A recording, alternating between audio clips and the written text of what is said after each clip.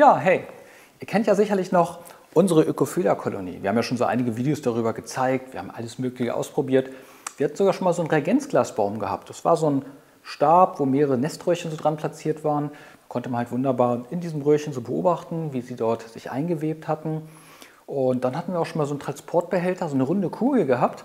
Die Tiere sind dann aus dem Transportbehälter ausgezogen, haben ja dann so die Blätter verwebt, hatten dann ihre Nester.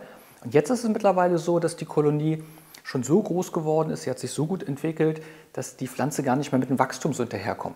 Dann haben wir natürlich nach einer Lösung gesucht und dann fiel uns noch die Idee mit der Kugel ein. Und das haben wir jetzt mal gemacht. Wir haben jetzt hier so eine durchsichtigen Kugeln, die haben ein Loch, ja, da können die Tiere dementsprechend halt rein. Wir werden das Ganze dann so aufhängen, weil wir hatten uns überlegt, die Tiere neigen immer dazu, den Abfall auch rauszubringen. Deswegen werden wir das so platzieren. Mal schauen, wie die Tiere das Ganze annehmen. Ihr könnt euch das Ganze einfach mit anschauen. Ja, ich bin gespannt. So, dann hänge ich die Kugel hier einfach mal an. Hier ist doch ein guter Platz. Und dann können wir uns zusammen einfach mal anschauen, einfach mal beobachten, wie die Tiere die Kugel so annehmen.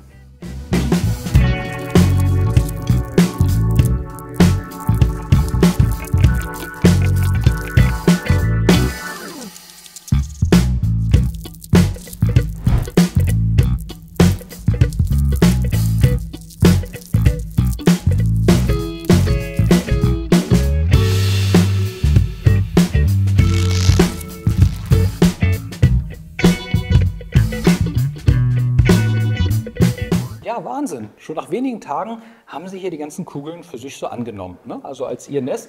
Man sieht das hier so ganz gut, wie sie jetzt hier mittlerweile schon 3 Kugeln besiedelt haben. Sie haben hier Etagen so eingewebt, so verschiedene Kammern. Man sieht halt wirklich die Königin, Brut, Eier und Larven so durchschimmern. Ja, und ganz ehrlich, wenn man die im Blattwerk so hat, dann kann man natürlich mit der Taschenlampe ein bisschen gegenleuchten, dann sieht man so ein bisschen so die Schattierung, so die Umrisse. Aber es ist doch viel besser, wenn man wirklich den kompletten Einblick hat. Ja, und die Tiere scheinen es auch zu mögen, weil es sind ja hier noch ein paar Blätter da. Sie haben ja noch Möglichkeiten, Blätter zu nehmen, wenn ihr hier so in die Anlage schaut. Ja, aber ich persönlich vermute, dass die Tiere ja auch ein bisschen Wärme abgeben, dass sich das in dieser Kugel ganz gut drin hält, dass sie für ihre Brut, Eier und so weiter dann auch so eine wärmere Umgebung haben, dass sich da drin die Feuchtigkeit auch ganz gut hält. Und unten haben sie ja die Öffnung für den Abfall.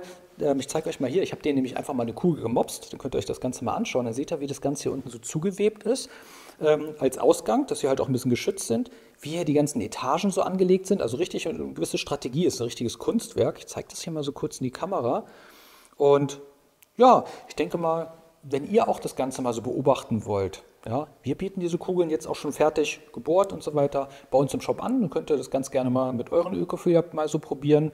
Ich denke mal, das ist eine tolle Alternative zu den normalen bepflanzten Sachen. Also keine Frage, ich mag das auch lieber natürlicher. Aber die Tiere scheinen es hier wirklich zu mögen. Und ja, ich hoffe, ich habe euer Interesse damit geweckt. Also vielen Dank, dass ihr euch das Ganze mit angeschaut habt.